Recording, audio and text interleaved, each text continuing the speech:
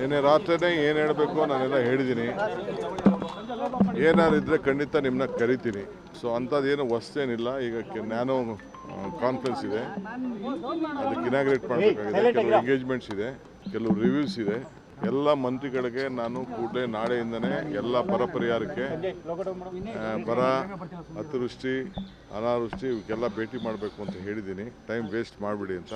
So ನಾಳೆಯಿಂದನೇ ಎಲ್ಲ ಜಿಲ್ಲೆಗಳಿಗೆ ಹೋಗಬೇಕು ಅಂತ, ಎಲ್ಲ ಆಫೀಸರ್ಸ್ಗೂ ಎಲ್ಲ ಸೈಟ್ ವಿಸಿಟ್ಗೆ ಏರ್ಪಾಡು ಮಾಡಬೇಕು ಅಂತ ಇನ್ಸ್ಟ್ರಕ್ಷನ್ ಕೊಟ್ಟಿದ್ದೀನಿ. ಸೊ ಆ ಕೆಲಸದಲ್ಲಿ ಎಲ್ಲರೂ ಕೂಡ ತೊಡಗ್ತಾರೆ, ಎಲ್ಲ ಜಿಲ್ಲೆಗೆ ಹೋಗಬೇಕು ಅಂತ. ಸಾಮೂಹಿಕ ರಾಜೀನಾಮೆ ಕೊಡ್ಲಿಕ್ಕೆಲ್ಲ ಮುಂದಾಗಿದ್ದಾರೆ ಸರ್. ಯಾರು ನೋಡಿ, ರಾಜೀನಾಮೆ ಕೊಡೋರು ಇವೆಲ್ಲ ರಾಜಕೀಯದಲ್ಲಿ ನಡೀತಾ ಇರೋದು.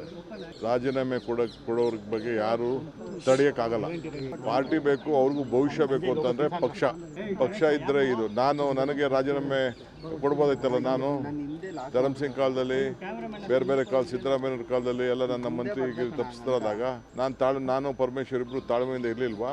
ನೆನ್ನೆ ಯಾರು ಹೇಳಿಲ್ವಾ? ನಾನು ವೀರೇಂದ್ರ ಪಾಟೀಲ್ ಕಾಲದಲ್ಲಿ ಬಂಗಾರಪ್ಪನವ್ರಿಗೆ ಕೊಟ್ಟಿರಲಿಲ್ಲ, ಖರ್ಗೆ ಸಾಹೇಬ್ರಿಗೆ ಕೊಟ್ಟಿರಲಿಲ್ಲ, ಧರ್ಮಸಿಂಗ್ಗೆ ಕೊಟ್ಟಿರಲಿಲ್ಲ.